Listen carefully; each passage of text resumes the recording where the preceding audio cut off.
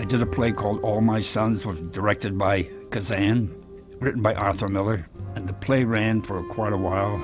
Somewhere in the middle of it, Kazan gave me a play to read. He said, I want you to read this. I went home, and as I read it, I came somewhere in the middle, 3/4 of the play, and I guess I was crying.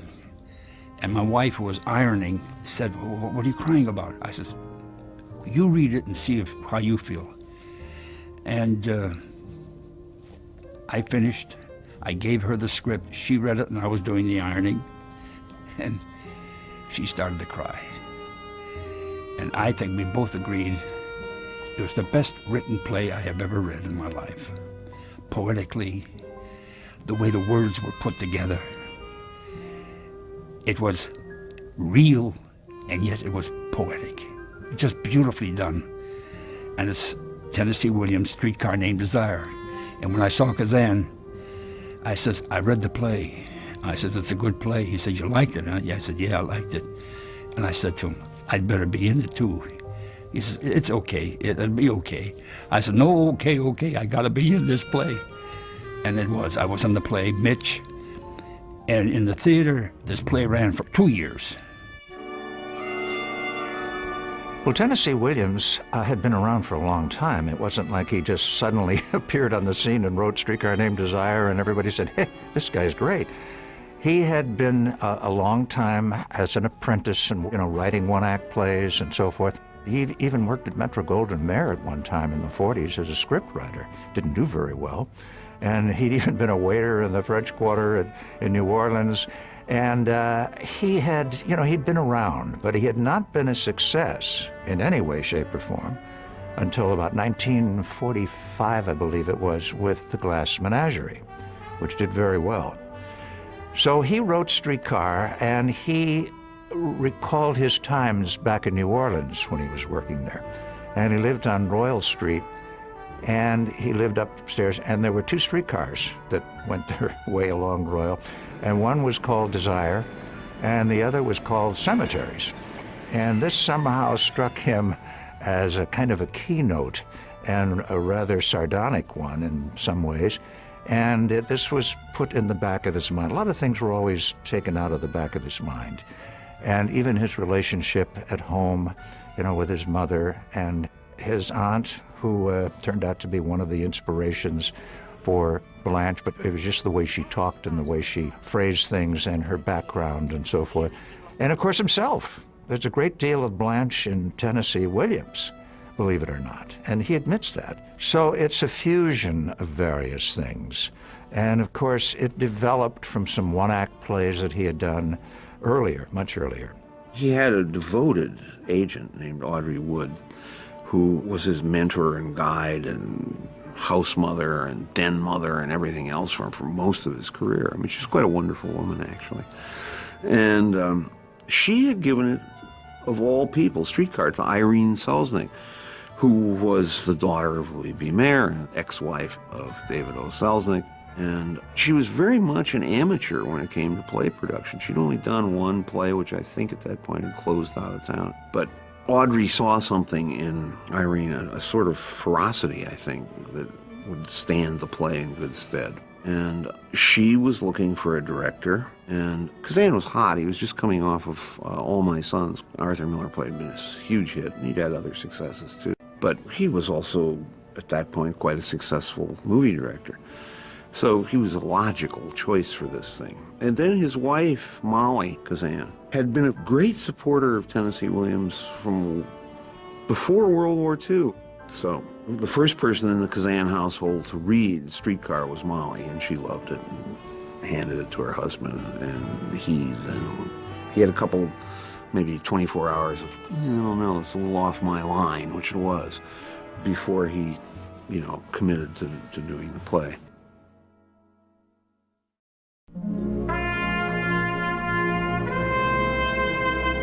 The largest problem with the play was casting. Jessica Tandy, who played Blanche first on Broadway, her husband, Hume Cronyn, was a friend of Kazan's, and he arranged a little production out here of an early version of Streetcar. I think it was just a one-act play, but it had a lot of the themes and maybe some of the characters. and invited Kazan to it, and Kazan saw her and said, okay, that's Blanche. Marlon called her the mother hen. She made sure that we weren't playing around. She was a professional. She came from London. She knew all about the theater. And we were American actors who were in a hit play and feeling our oats and having a good time. And every once in a while she'd come to me or to Marlon and say, that's enough. Play the play, never mind. And he'd come up to the dressing room and he'd look at me and says, the mother hen is at it again. See? So she was a mother hen, and thank God for her. This beautiful woman. She was the whip. She held it together. Hey, Stella! Stella was also a problem. They didn't have a Stella. And somehow Selznick recalled Kim Hunter from, I think, one of her husband's movies. Irene Selznick had been aware of me when I was under contract to David and read in the paper that I was back east doing summer stock. I was playing Claudia and doing a kind of tour of it. And she said to herself, I'd heard later, oh, she said, the girl's in theater. Or maybe she's really a good actress. Let's find out. And so she sent her assistant to see me in Claudia, except that he thought I was playing in Stamford, Connecticut, and I was playing in Stamford, New York. So by the time he got to me, the performance was over, but I hadn't yet left the theater. So he came in and talked to me, and he said, Irene has sent me here to talk to you about this character, Stella, but I can't show you a script. I can't even ask you to come in and read for it yet because we haven't cast Blanche yet, and we must have the older sister cast before we decide who should be the younger sister. He said, I guess all I can say to you is, before you decide to do anything else, give us a ring. Well, I didn't have to worry about that. Apparently, when I was playing Claudia out in Detroit, I got a wire from them, would I come in and audition for it? And came in and auditioned for it. I read for Kazan and Williams and Irene. And about an hour later, they called and said, okay. And that was my Broadway debut. The largest issue was, of course, Stanley. It was supposed to have been, oddly enough, John Garfield, but he made a lot of demands. He wouldn't sign a run-of-the-play contract. He wanted to be able to get out to go do movies after 4 or 5 or 6 months. And so that broke down the negotiation with him. And at some point, Kazan remembered Brando.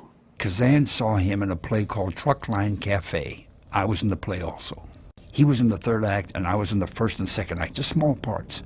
I played a drunken sailor, and Marlon played a ex-GI who came home and found out that his wife had been sleeping around with other men while he was fighting. And he comes in, and he takes the wife on a walk to the pier, and then comes back in 15 minutes, and he's all wet. And he starts to discuss a speech that lasted maybe 4 or 5 minutes, what happened. And when it was over and he got up to leave, that audience clapped, stamped their feet, they whistled, they just went hysterical. I never saw anything like that. You couldn't start the play for 1.5 minutes, and that's a long time when you're on the stage and there's nothing going on, you can't start. Well, Kazan saw that, and he knew he had something inside. He studied with Stella Adler, and she was a very good teacher. He learned a lot from her. He hung around the actor studio. He was in my class at the actor studio, and I got to know him. And when the time came and the actors that Irene Selznick would have hoped for, like Garfield and Burt Lancaster, were not available or were not ready, I suggested Marlon. And he was funny about it. He said it was very difficult to find Brando, physically find him in those days in New York. He had no fixed residence. He'd sleep on people's couches or some girl's house or whatever. You never know where the hell he was going to sleep. You don't know whom he was with. You don't know whom he was running away from. You don't know whom he was angry about. You never knew. Every day there was a drama that he brought on the set with him. But he finally tracked him down, and he said, no, look, you got to go talk to Tennessee. He's got to see you. Williams and his friend were at Cape Cod. So he gave him some money, and Kazan said that he thought that Brando took the money he gave him for food. and thumbed his way to the Cape because he arrived like 2 days late. And the Williams household was in chaos, you know. The electricity was on the fritz, the plumbing wasn't working. And Brando, I mean, he comes in and he fixes everything. You know, he fixes the electricity, he fixes the plumbing. And absolutely, of course, charmed Tennessee. So that was the casting. The thing that also helped a lot in that production was that Tennessee had a crush on Brando. I'm not talking about sex now, I'm talking about person to person. He thought Brando was terrific, and he was very happy, and he supported me in it. In black moments and dark moments, he'd say, he's great, don't worry about him, he's great.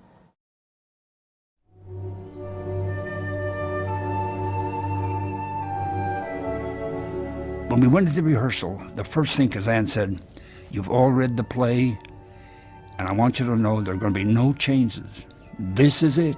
This is the play." So we get to work on it right away, and it's true.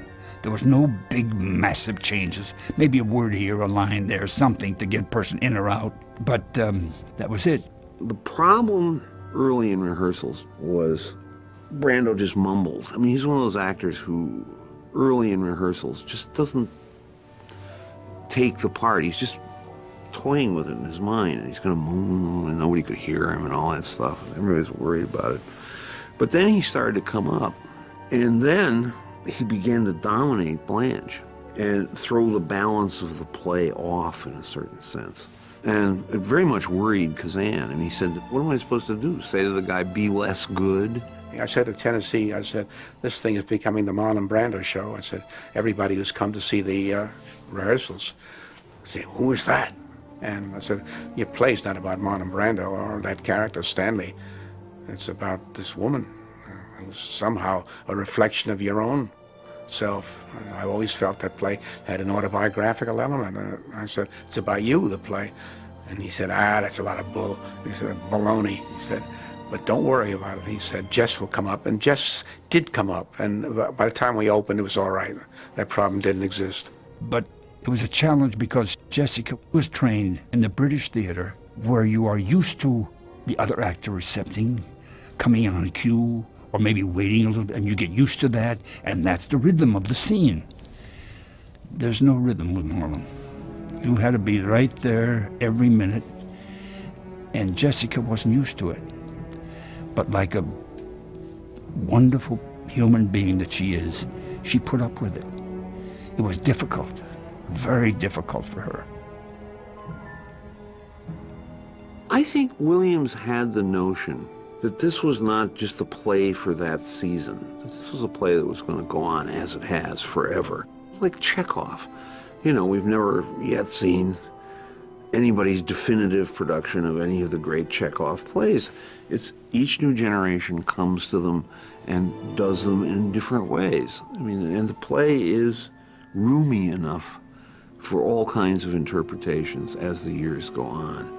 And I think Williams understood that. He said, so, okay, so this will be Marlon's show, but, you know, in another time, another place, it'll be her show.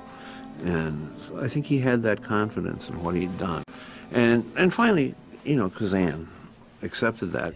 Kazan directs to the human being. He knew it's the actor who makes the scene come alive. It's his job to find out what's the scene about, where are you coming from, what do you want, and how are you going to get it. Those are kind of fundamental things that you can always rely on if you can't find anything else. And as a director, that's what he looks for. He said, what's the scene about? How can I help the scene? If a scene had to be a warm, hot love scene, and yet they couldn't touch each other, he had it done in front of a burning fireplace. The imagination, that's Kazan. He helps in that way. And when you say, well, what did he teach you? The fundamentals, how to work on the part. Kazan always felt that most actors get a part, and they read this and say, ooh, I'm going to do this here, I'm going to cry, and then the third act, I'll be joyous, it's over, and I'll do this, I'll do that, and I'll do that, all up here on branches. But where's the trunk of the tree holding it up? Where's that trunk that holds it all together? Get that trunk. That's what you have to work for. and they used to call it the spine of the character. That's Kazan's analysis of how to work on a part. You know, I worked with Hitchcock also, and he was so technically pure that if it didn't work, he could do it with the camera. He knew just how to cut it and where to put it, and he did it that way. There was no problem with Hitch. With Kazan, sometimes there would be a problem. If two people are doing a scene and it's just not strong enough, it's there, but it's just a scene, he'll go to one person and say, hey, listen, he thinks he's taking the scene from you, and he's bragging about it and everything. And the other fellow says, be careful, he's mad at you. He thinks, you know, he gives you something that when you play the scene, your mind is already be given that instinct to say, I'm going to watch. He was an extraordinary director to work with. He would get to know all the actors that he worked with very, very personally, and get to know you much about your life, much about your feelings about things, so that when he wanted any of those internal beauties from you, he knew which button to turn and to push to get it out of you, but would do it very privately, not in front of the whole company. It was always just between you. And he had an incredible capacity to get the very best out of every actor that he ever worked with, I think. I haven't talked to anyone who's ever worked with Kazan that would deny that. When the play came on, you know, you would think, since this was such a legendary performance, that Brando would have dominated the reviews, but he didn't.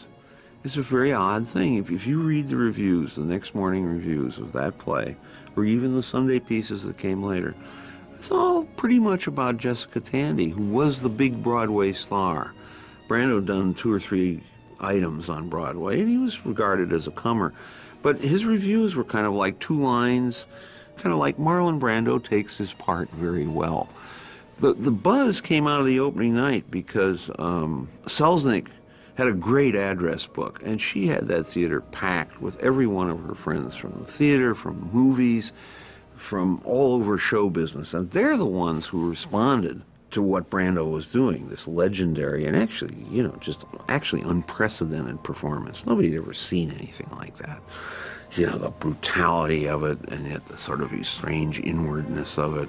The whole incredible range of what Brando did in that part was clear to the show folks in the audience. It wasn't so clear to the critics. And so the legend of that performance came out of the audience in general, not from the critics specifically.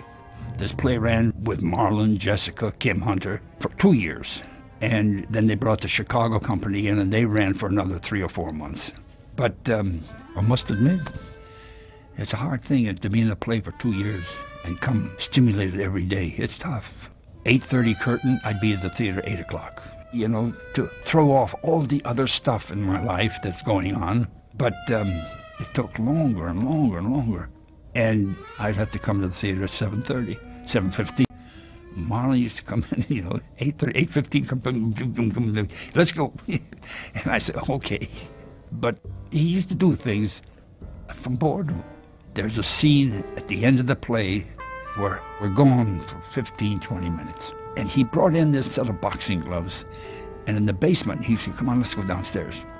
I said, what are you going to do? Let's box, just shadow boxing. I did it twice. I said, I'm finished. I don't want to do this. And Nick Dennis, who was a boxer, he wouldn't touch it. He said, no, I'm not going to touch it. Finally, he got a hold of a young stagehand. He said, come on. So the kid put on gloves, and the boy just went boom, right in his nose. Boom! He had to come upstairs. The props gave him a towel, and he played the whole ending of the play with a towel on his face here. Blood coming all over the place. And as Jessica walked by to go off, she looked at me and said, you stupid ass, you. Off. But that's the kind of thing we're on. In the meantime, of course, it had gotten a Pulitzer Prize and the New York Critics Award and all kinds of plaudits and what have you. So this was not only a commercial success, but it was a critical success. I mean, you know, you had everything. You had it all. For me, personally, I enjoyed playing Mitch so much because I loved the play so much. And it was a challenge in a way because I was always playing rough kind of guys in the theater. And this was a complete reversal of what I've been doing. And Marlon, I made a friendship with Marlon and Jessica and Hume Cronin. You know, friends were made. Kim Hunter, whenever she came out here to do a film, we'd always see her and have dinner with her. And you could tell that what friendship was, because they'd always call you, I'm coming out in about a couple of weeks, I'm going to do a film. I said, we'll make a date. Okay, we'll make a date. The first time people saw the play, it had the effect of the first time you see something that's out of the blue. They hadn't really seen Brando before, and they'd never seen Williams like this. Williams had a tender, sort of nostalgic memory piece, but all of a sudden they saw the great strength, dramatic strength that was in him, and it overwhelmed people in the theater.